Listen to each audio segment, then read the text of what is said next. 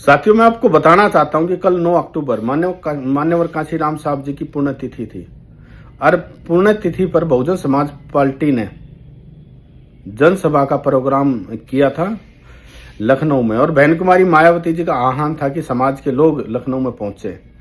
बताना चाहता हूं, ऐसा नीला सैलाब लखनऊ में पहुंचा, ना कभी बीजेपी के पास इतने लोग, बीजेपी पार्टी के प्रोग्रामों में इतने लोग पहुंचे, ना कांग्रेस के पहुंचे, ना एसपी के पहुंचे।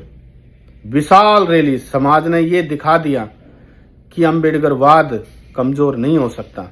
इन पार्टियों ने बहला फुसला के समाज से वोट तो ले ली, लेकिन ऐसा नहीं है, समाज बातों को नहीं जानता, नहीं समझता, सब समझता है। और कल समाज ने ये दिखा दिया कि बहन जी हमारी लीडर है।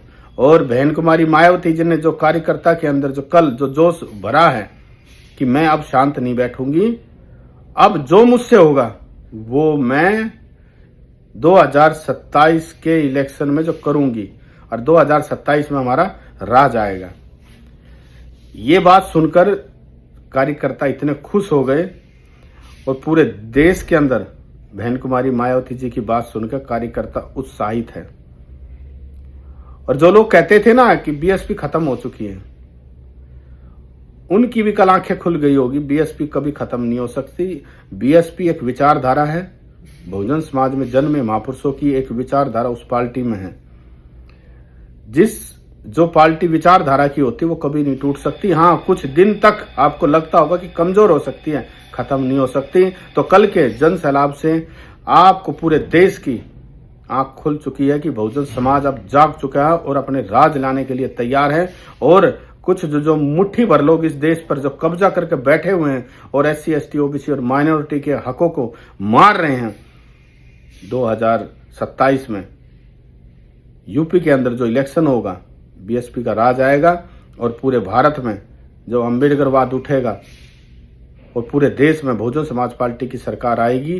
और मैं आपको बताना चाहता हूं, गरीब, शोषित, वंचित, जिनको उल्लू बनाकर उनका हक खाया जा रहा है, वो हक उनको फिर से दिया जाएगा। उनकी एजुकेशन पर ध्यान दिया जाएगा, उनके हॉस्पिटल इलाज के लिए दिया जाएगा, उनके रोजगार के लिए दिया जाएगा।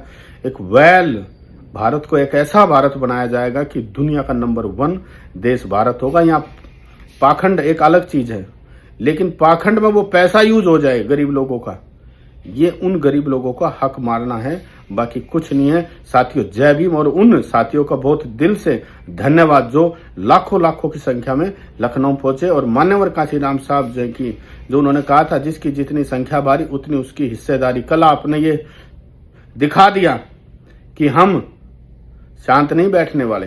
जय भीम, जय भारत।